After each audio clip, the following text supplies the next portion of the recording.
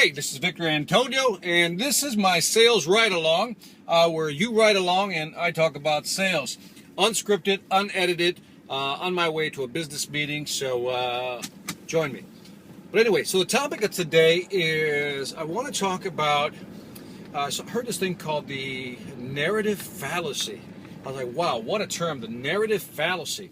And the narrative fallacy is essentially when we create a storyline in our head, even though we're missing large parts of the story. The example they gave was, for example, Steve Jobs. They described how, he rose to power. But when you really look at his history, a lot of information is left out about what really happened for him to become successful. The same thing with Bill Gates, the same thing with the story about how Google was created. You get the idea. We create these stories, and when there's holes in the stories, we basically just create things to fill them in, almost like, like cement right between the bricks. Now, why is this important? Why does this even matter in sales?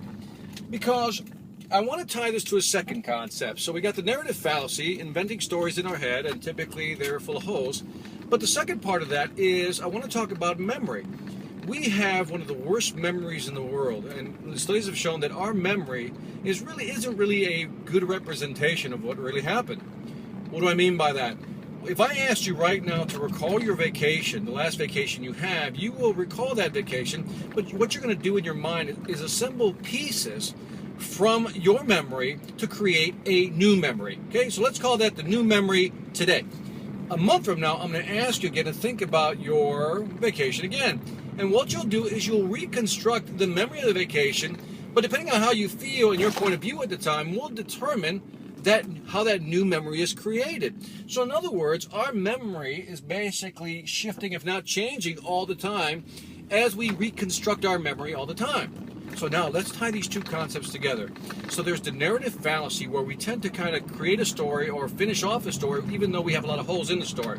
But we also have horrible memories. So every time we reflect on something, it really isn't the way it really happened. Now, let's go to sales.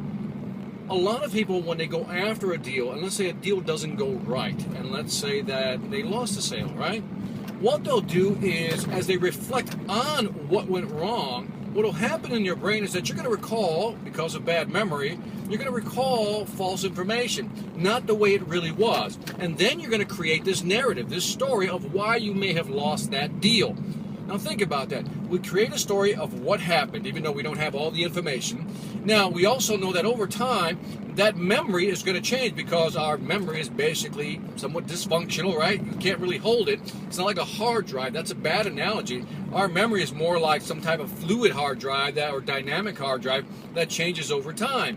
So sometimes in selling, what happens is we create these narrative fallacies in our head about how the deal went wrong and what happened, and all of a sudden what happens, the third component of memory, is that we tend to amplify bad events, and for some reason we tend to remember those more. And this is really interesting because what happens is when a deal goes wrong, we recall that deal. Okay, now we know we can't depend on memory. We recall that deal and then we tell ourselves a story, the narrative fallacy.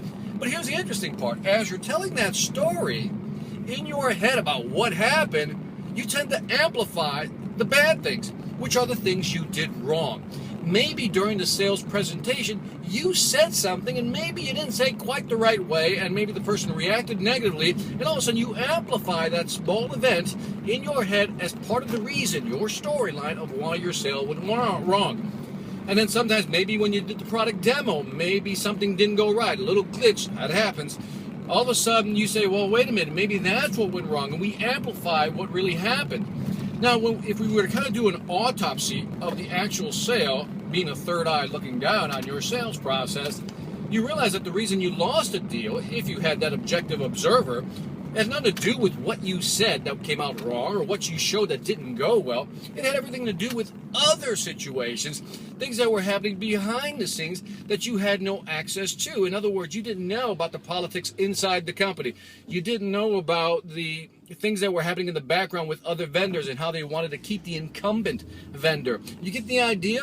So what happens is we have the bad memory, we tend to amplify the negative, we create a false storyline, and over time we accept that as being true. So what happens? The next time you're in that situation, when you recall your memory, you're basically recalling, falsely, a bad storyline. You've amplified the negative stuff, and all of a sudden you distort what really happened back then. Now, if I were to wrap this up in a package and say, what does this all mean? Is that sometimes we're demotivated in selling because we think we stink at selling. And the last time we did it, it didn't go well because we didn't say the right thing or we didn't show a great demo. It had nothing to do with that. And by recalling these false narratives, recalling this bad memory, amplifying the negatives that probably had nothing to do with why you didn't win the deal, we tend to demotivate ourselves and sometimes psych ourselves out, and we can't sell well. Now, what happens when you start losing 2-3 deals? All of a sudden, you start seeing all these memories, and all of a sudden you start attaching them together and say, well, the reason I lost this deal was because of this, the reason I lost that deal was because of this, and all of a sudden you start amplifying in your head all the reasons you've been losing deals. Now, you're probably saying, Victor, you're going too far with this. Maybe. I don't think that way. I'm a positive individual. That's not what I'm thinking. The reason I'm not selling is A, B, C, D, E. But here's another interesting aspect of how our brain works. Sometimes what's really bothering you, what's really holding you back from being successful, has nothing to do with conscious thought, but everything to do with your unconscious thought, things that you don't know you're aware of thinking. And believe it or not, there are things that rumble below your consciousness that basically tell you, oh, don't go there. The amygdala, the fear center, fires up and says, hey, last time you tried this, you didn't succeed, pull back. And little by little, it then feeds into itself. Because you lack the confidence to move forward based on your false memories and your false narratives, all of a sudden you hesitate a little more. Maybe you're not as confident when you speak, and customers can detect this. Customers can say, okay, this person doesn't sound confident. This person doesn't really believe what they're selling. So all of a sudden now you lose that deal. Now the sales death spiral begins, because you psyched yourself up from the very beginning, and now you're in a situation where you're not even confident. Because you're not confident, you're losing more deals. Well, that reinforces why you're not selling a lot. Well, that feeds on itself and builds and builds and builds. And this is why a lot of people have a hard time succeeding in selling. It's not that they're not good at selling. It's not that they don't understand the process. It's not that they don't understand the product. It's not that they don't understand their customer. It has nothing to do with that. It has everything to do with their belief system that says basically you can't do this. And that belief system is based on false narratives. So again, if you really think about this, it's really powerful. So because if you become aware, the next time you feel that little sense of fear of maybe not picking up the phone to do a cold call, or maybe actually meeting with the customer, or walking into a facility to meet with somebody, and you feel that something, that's basically your amygdala basically saying, whoa, last time we tried this, we weren't that good. Just by being aware that basic narrative that you have in your head is not real allows you to calm it down. So if something pops into your head that says, whoa, last time we did this, I'm not feeling good about this, last time we did it didn't work out.